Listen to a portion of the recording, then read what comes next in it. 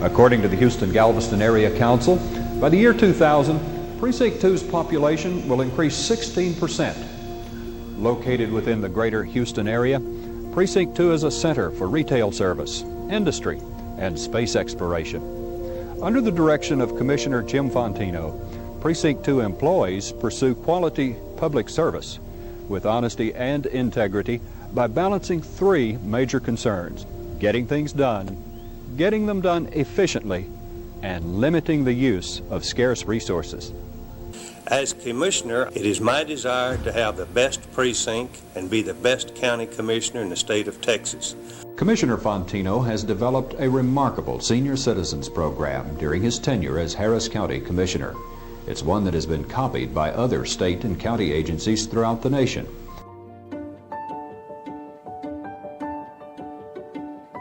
Harris County Commissioner Adrian Garcia. Commissioner Garcia. Commissioner Garcia. Harris County Commissioner Adrian Garcia is on a mission. This is the hunger of the young people in the district who want to strive for more and who want to make the North Side, Pasadena, Manchester, 2nd Ward, South Houston, Aldine, they want to make them the River Oaks of tomorrow. Last June, we shared how Harris County was testing out a program offering work to our homeless neighbors. The program is working so well, it's now expanding.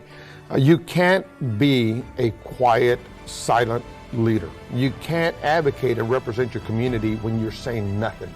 You can't represent your community when you're not engaged with the public, when you're not out there seeking information and input about what's going on so that it can drive your decisions about how to allocate funding. We have to make tough decisions. We have to have leadership. We have to make sure that we give a commitment to the public that the resources you give us are going to be well invested into the community.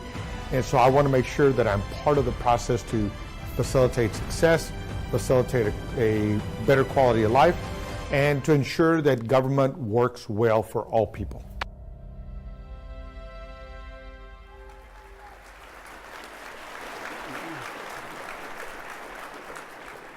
All right, the hype video is over. Now we go live. Live. Commissioner, it is an honor. It's a pleasure to sit up here with you. I would say likewise. Welcome to the hot seat.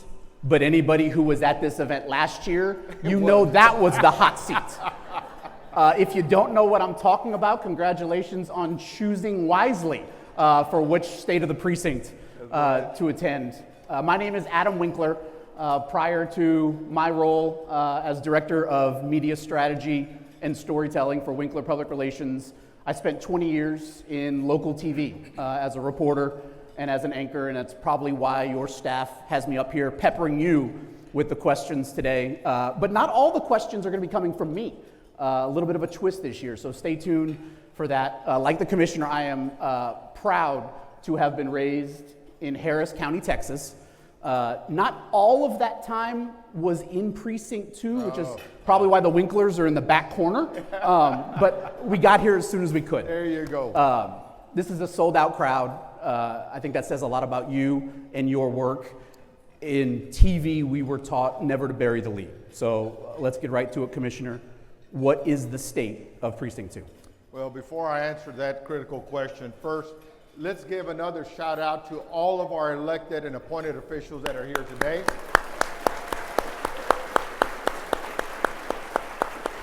Any veterans that are in the room, please stand. Veterans, veterans, veterans.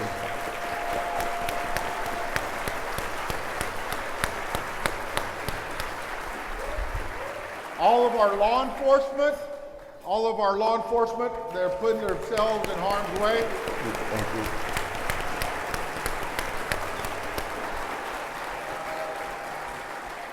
And because I've worked a little bit in my life, let's give it up for the hotel and the wait staff. Mm-hmm.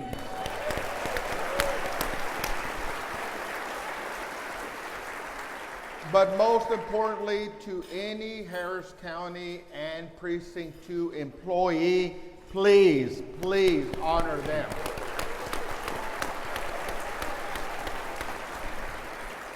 So, with that being said, and before I forget, let's give a special appreciation to Constable Eagleton. He is providing the parking security. His folks are out there working for it. Let's give it up for Constable Eagleton. Thank you. And so and then one more point. We've done a State of the Precinct every year, I think, except for during the pandemic. And I've been honored that the mayors of Precinct 2 have been here. Today is a special occasion because no one can remember the last time a City of Houston mayor ever attended the State of the Precinct. Let's give it up for Mayor John Whitmire.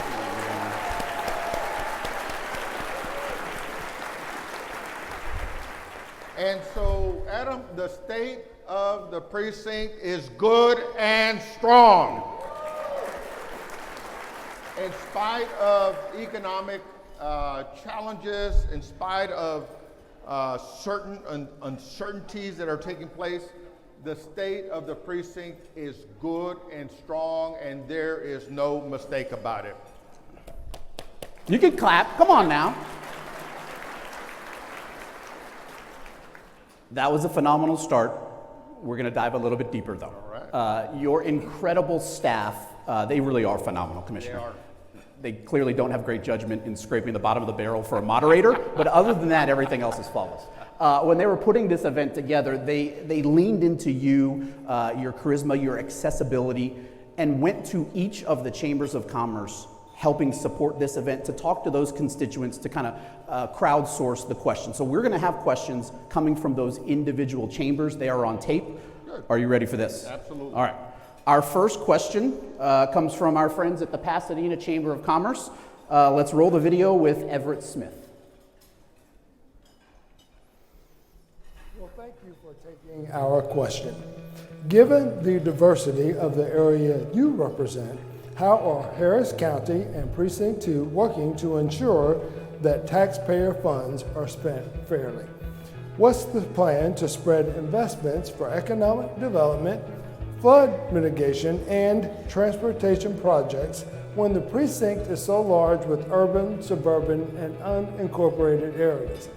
And specific to transportation, what is an update that you could share regarding the Beltway A bridge? All right, so Everett pulled an old media trick where they tell you get one question and you bake like 5 inquiries into it. So Commissioner, if I may, I'm gonna dissect that a little bit. Looking for taxpayer funds being spent fairly, spreading investments to areas urban, suburban, and unincorporated, and then what can you tell us about an update on the Beltway 8 bridge? Well, first let me just say that I have always been immensely grateful and honored and privileged to represent Precinct 2 and all of the diversity and all of the communities that make Precinct 2 what it is today. And because of that, and because of a conversation I had early on with the mayors of Precinct 2, I understood that everybody has particular concerns at heart. So whether it be now Friendswood, that is a part of Precinct 2, whether it be Deer Park and Mayor Mouton and his community, whether it be Seabrook, the South Belt area, the Hobby area, every part of the precinct from north to south, to east, Baytown, we're in the city of Baytown, every neighborhood, every city, through my Revive to Thrive, which is strategic investments into neighborhoods so that we can create revitalization into those areas. Every part of Precinct 2 is getting immense love. And we are so focused on every aspect of that. We've done 5 million linear feet of drainage maintenance. That's almost, actually we've overshot that, and that's over 1,000 miles that can get you from here to Florida. That's the work. That's the first line of defense for many neighborhoods, regardless where they're at, yeah. And so every neighborhood is getting the love, and I absolutely have been working hard, and my team has been very, very effective. We've been widening Mud Gully as an example. The Harris County Flood Control District's got a couple of projects that they're programming, two basins in the Genoa Red Bluff and the Baywood area in Pasadena. So we've got a lot of work, and everything that we're doing, whether on our drainage side or on the flood control district side, it's absolutely working. Just as a indication of how well it's working, remember that during the tax day flood, about 3,000 structures flooded at that time, with a comparable event being Hurricane Beryl. In Precinct 2 and in Harris County, less than 20 structures flooded. So the work that's being done, there's many engineers in the room, they're working with Harris County. The work is paying off for the residents of Precinct 2 and Harris County. You got some applause when Everett asked about the Beltway 8 bridge. When can we see those beautiful vehicles driving on the bridge? Well, first of all, let me just say, doesn't the work look gorgeous? I mean, it is coming along very well. I want to thank, if there's any Hectra employees in here, I spoke to the director earlier, he couldn't be here, but any Hectra employees that are here, thank you for the work you're doing. Anybody doing work on the bridge, thank you for what you're doing. I wanted to save this for last because yes, the bridge is a little delayed, but we're hoping to start using the southbound side by late next year, if Mother Nature is kind to us. But remember, the initial delay on this was because I did not want to have that bridge collapse under us because it was poorly designed initially. So I am glad that it is on track. We're seeing the progress going, and I can't wait until we start using the northbound side. So late next year is where we're keeping our fingers crossed. Thank you. Next question comes to us from Lisa Holbrook of the South Belt Chamber. Good afternoon, Commissioner. Thank you so much for giving us the opportunity to ask questions. And mine is this: what types of incentives or support systems do you have in place for small businesses in Precinct 2, considering ongoing construction challenges and potential economic downturn? So, a very timely question in this economic climate. You know how crucial small businesses are. Where does that land for you? You know, let's begin with during the pandemic, one of the most interesting, scariest times in any one of our lifetimes. We had never faced anything like that. We didn't know what the pandemic the ultimate impact of that would be physically. We lost many loved ones to the pandemic. Anyone here who did lose someone, my heart continues to go out to you. But also the economy. There was a lot of uncertainty about what the long-term impact to the economy was going to be. We're still feeling some of that right now. But the first initiative that I got launched, the first thing I did actually, now that I think about it, was that I pushed to not collect tolls on the toll road. That was my first action. Second action was to ask our justice of the peace to not take evictions, not to hear any evictions. Thirdly, I constructed the first small business package with the CARES money that we had received from the Trump administration so that we could do all that we could to keep doors open for area small businesses. Overall, between the CARES money and the ARPA money that we subsequently received, we were able to give grants to over 5,000 businesses countywide. And from that time to today, 90% of them are still having their doors open.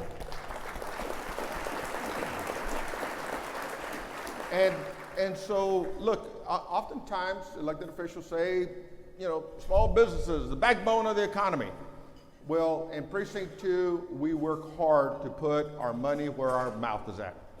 And so I am so proud of my team because they constructed the Biz to Empower workshop, which is an 8-week course so that people can learn how to do business with Harris County specifically. And since we constructed that program over 2 years ago, we have had 91 graduates complete the course. And the economic impact that they have been able to provide to Harris County has been to the tune of about over $10 million. They've either gotten about 7 and change in contracts and 2 million and change in new capital assessed. So the program is absolutely working. Because look, I want to keep my money. I don't want to just put my money to work on respective infrastructure projects. I am doing all that I can to keep the money in Precinct 2 with Precinct 2 businesses. And so, but you also have to think about the workforce. And so we have been very, very strategic in thinking about how to upskill people. So we created Train to Empower, which is a upskilling, credentialing program that allows Precinct 2 residents to be ready to compete for those high demand jobs like those in cybersecurity. And so at the end of the day, in any critical time, in any economic downturn, you got to do all that you can to keep businesses working because that is what's going to enable us to be the last into any downturn and the first out of any downturn. Small businesses, I mean, you have a personal connection through your father. Yeah. Thank you, Dad. He said, better make this good. Well, my dad, as many of you hear me say, my daddy was a auto mechanic. He had his own shop, and all the boys in my family, my 4 older brothers and I, all worked in the shop.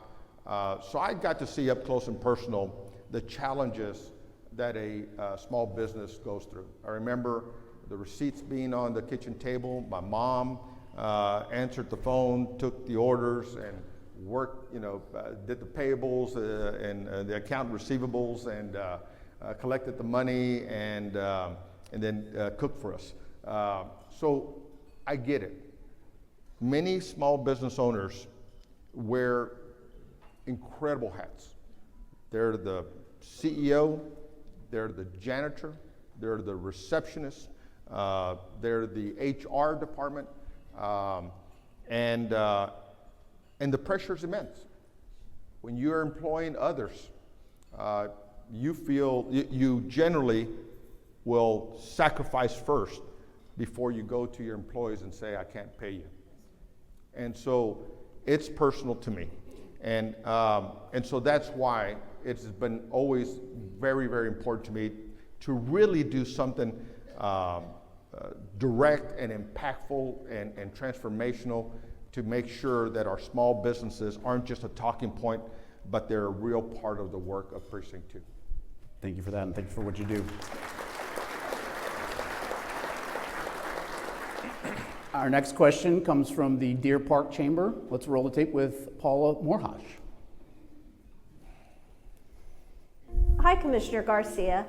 Our members want to know what your office is doing to prepare for future hurricanes and industrial emergencies.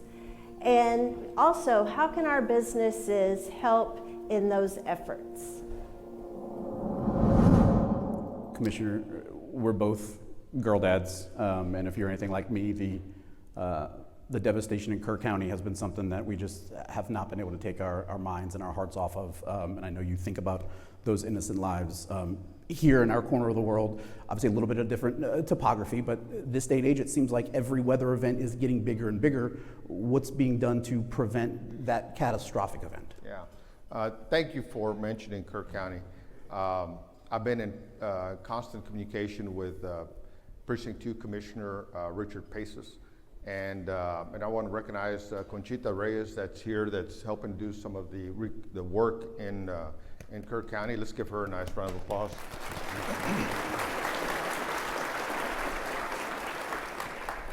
So I just cannot imagine. I just cannot imagine. Being in law enforcement as long as I've been, you sometimes get a little callous to casualties.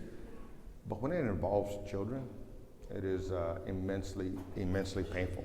And for any idiot that is creating distractive noise over that event, let's take care of the families first, and then you can flap your jaws. So I'm sorry. So anyway,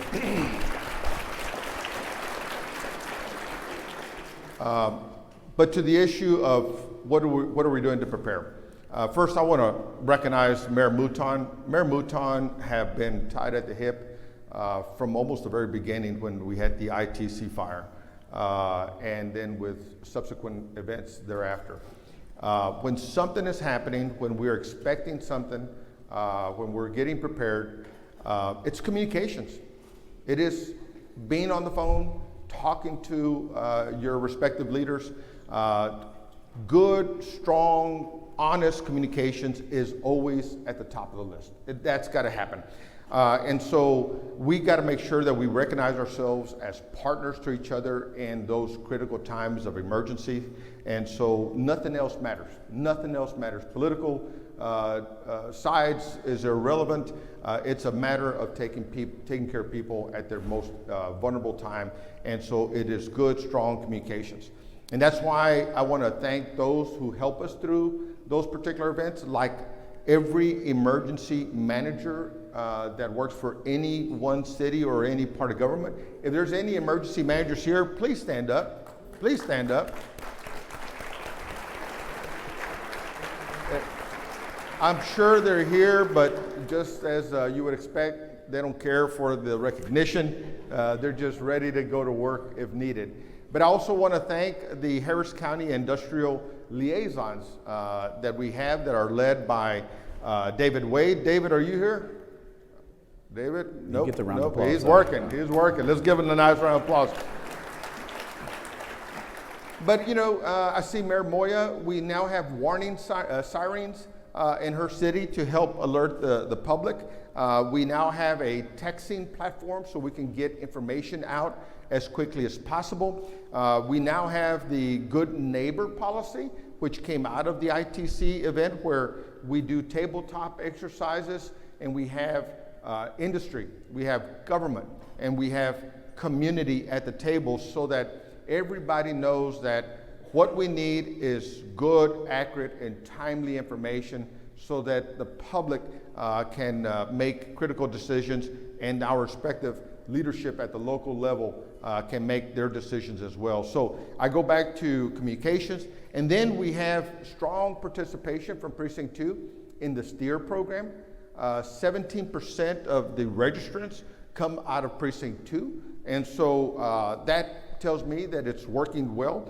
We're also working with cell providers to ensure that in those critical times that we have, that we maintain good cell reception so that we can communicate. We also have a ham radio operator network as a matter of redundancy. So any of the operators that may be in the room, thank you.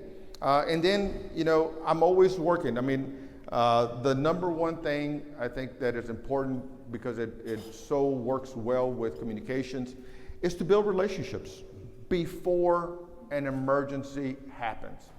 The worst time to get to know each other is when something is burning and people are hurting. It's important to build those relationships in advance.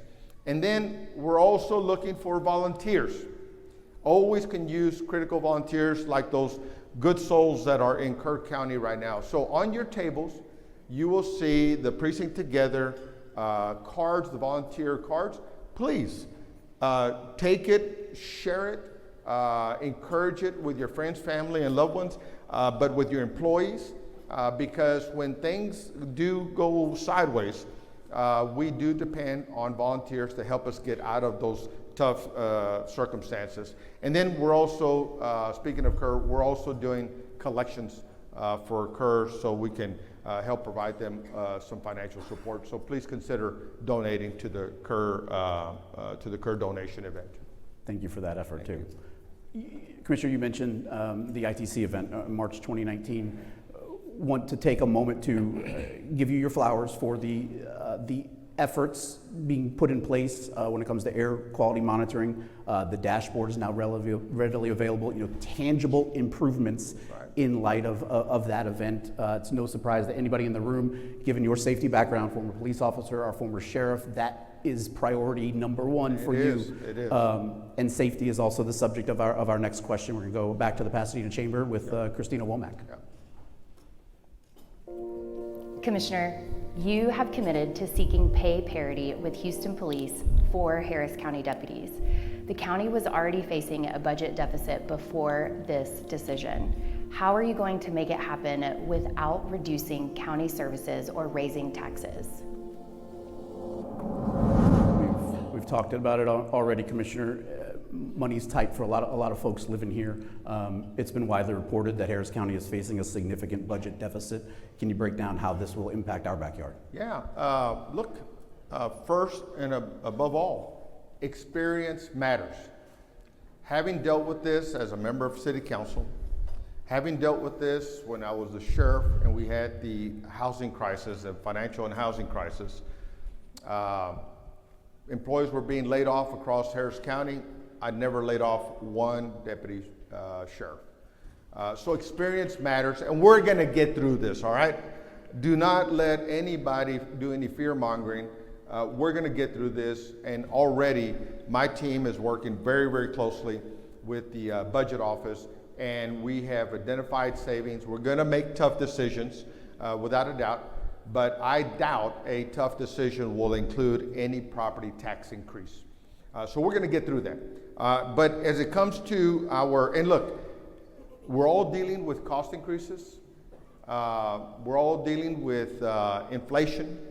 Every level of government is struggling with the loss of federal funding. So the pain of budgeting is throughout. Every mayor understands this. Every level of government at some point is being impacted by different things. And so we're going to get through this, and I think we're going to be able to keep every aspect of critical services functioning well. And then we're also going to make sure that when it comes to public safety, look, if we want brave men and women to take on the threats that are on the streets today.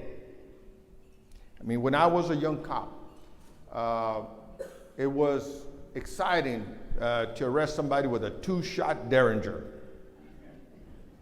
That's not what our folks wearing badges and guns are up against today. They're up against high-capacity magazines, Uzis, AR-15s. They're up against people ready to use those weapons. So if we want our community protected, we got to respect them and their families for the threats that they're taking on. That's right. Thank you. And then, a little bit to the earlier part of the question about the budgeting. Look, I want to recognize our new district attorney, Sean Tier, because he's already got, let's give it up for him.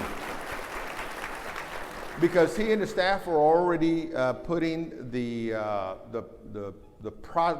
judicial and justice process into hyperspeed. They're getting the courts working fast. Decisions are being made. Inmates are finding their destination, whether being found innocent or guilty, and then being moved on to where they need to be. It's already having an impact on the projection of our outsourcing of inmates, which is very costly. We're going to bring that money back home, and we're going to reinvest it into county government. So we're working on that. And then also in Precinct 2, I'm so excited that during the pandemic, or rather the ARPA money that we got as a result of the pandemic, I also put it to use on nuisance abatement, demolishing those abandoned buildings, those houses, cleaning up those lots that had been used for other illegal things, on top being illegal dumping sites. Prior to that money, which we invested 2 years ago, the most that Precinct 2 was getting abated was about a dozen. about 12 different sites. Since that investment into our nuisance abatement, we've been averaging about 140 nuisance abatements just in Precinct 2. And yeah. And then we're investing into the flock camera system, a license plate reader system, which is giving great information to law enforcement when they need it the most. I want to recognize the constables in the sheriff's office. I want to recognize Commander Constable Sylvia Trevino, because she's co-commander to the Violent Persons Task Force, which has celebrated the clearance of over 5,000 felony warrants for violent crimes. And that is taking dangerous people off the street. As soon as there's a paper ready for their arrest, these guys and gals are putting those guys in jail as quickly as possible. So when it comes to public safety, we're not going to compromise it. Love hearing that.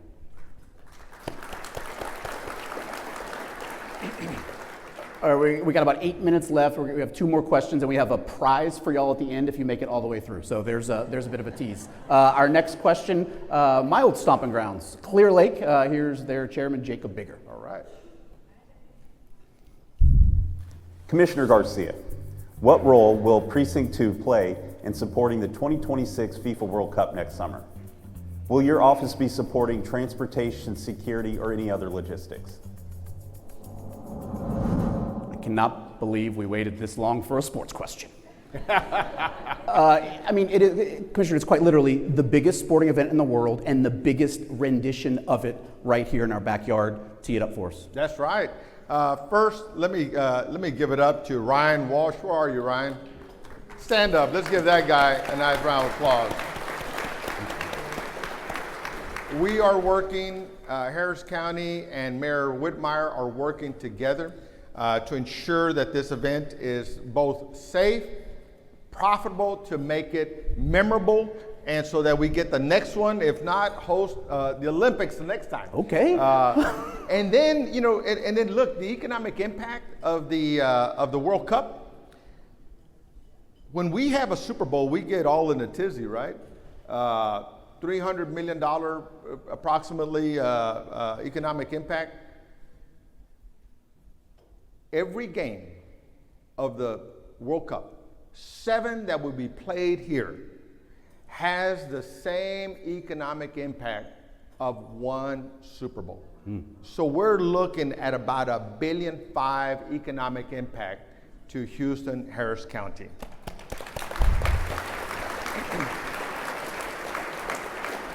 And my staff is already working to make sure that we have a lot of activities leading up to the event to create that important excitement.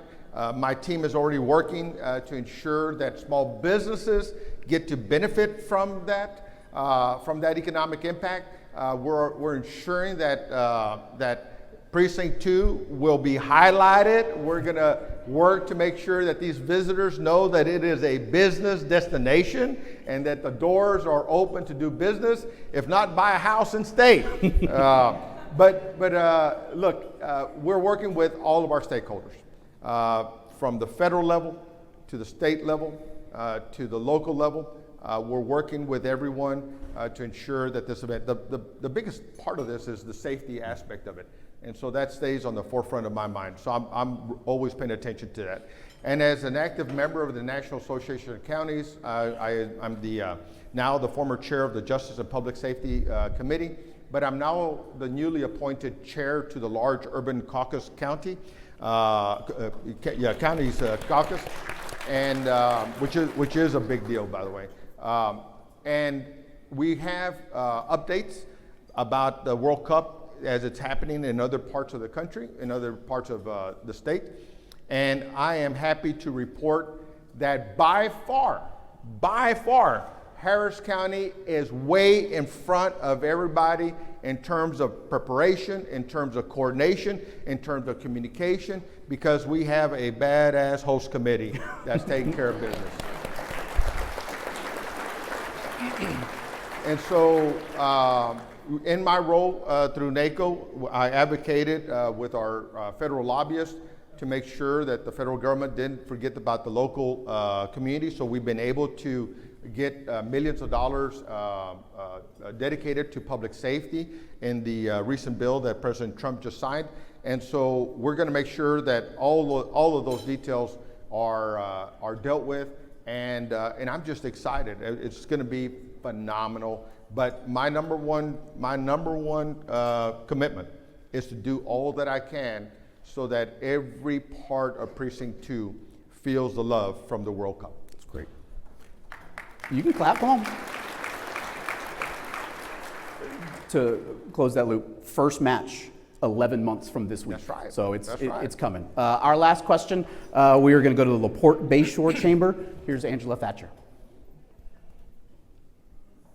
Good afternoon. At the LaPorte Chamber, we were wondering what park projects you have coming up for LaPorte, Morgan's Point, or Shore Acres. All right, so what's next? All right. Well, look, Sylvan Beach is always on top of mind, and I am so excited that it is progressing, waiting for that to happen. But we've also been focused on several other investments that we're making in Seabrook's sports complex. We're sprucing up the incredible Challenger 7 Park. We're going to have now a respectful place to honor the founder of Harris County, the John R. Harris Park in Precinct 2. And then, look, I'm always selling Precinct 2. So November of this year, don't be alarmed when you see the Navy floating in to the Port of Houston. Navy Fleet Week is coming. And there's going to be an amphibious operation being done on Sylvan Beach. So it's going to be exciting. But, you know, it's a week-long event. And so I want to ask you and take this opportunity to ask everyone to please, let's make sure that we honor our men and women that are serving. The Army, I think, is going to play a role in this as well. And so let's honor our servicemen and women and make them feel at home here in Precinct 2 in Harris County. But my communication to them has been spend money in Precinct 2 and make sure that they do that. But also it's an opportunity for all the educators, and let's give all the superintendents, all the educators that are here, let's give them a nice round of applause. This is also an opportunity to remind our young people about the incredible career that can be had in the military. And I'm not just talking about coming in as an enlisted person. I'm talking about working all the way up the ranks, becoming a general and admiral and things of that nature, and all that can happen. I was able to attend the Army War College and got to meet colonels from all over the country, even from Precinct 2. And then just to hear how they were preparing to go work in the Pentagon, work in other parts of the world, it was just phenomenal. But the whole point of that, and I'm not sure if Myrna Trevino is here. Myrna, are you in the room by chance? She's been working hard to make sure that we understand that we need to have a strong military. And so our enlistment is a little down. And so we want to make sure to do all that we can to keep that career in front of everybody. So don't miss Fleet Week next year. I mean, in November of this year. Commissioner, yeah. Mark your calendars. Commissioner, I've had the pleasure of knowing you and interviewing you for a while. I am never not blown away by your energy. Are you a coffee drinker? Absolutely. Okay. Everybody knows me, knows that coffee is in my hand. How do you take your coffee? I take it just like my woman, hot and strong. Okay. Wasn't totally sure where you were going there. All right. So that is how the commissioner takes his coffee. He's now going to give his coffee. We have Just Love Coffee Cafe from Pasadena. We've got some coffee for all of y'all on your way out. Put it on the commissioner's tab, but don't get up and grab it until we give him the final word. Commissioner, it's been a pleasure. Close us out. Thank you. Let me just say, I am so honored to be in front of you today. I do want to say that in 2019, I came in recognizing that Precinct 2 had particular challenges, and I committed to working every single day to do all that I could to impact anything that looks like a negative index in Precinct 2, whether it's the median income, whether it is the educational attainment, whether it's the health disparities, whether it is job opportunities, and I just feel strongly that my team and I have remained laser focused on that commitment. And so for that reason, I will again say that the state of the precinct is good and strong and getting better every single day, not only because of me and my team, but because of every chamber in Precinct 2.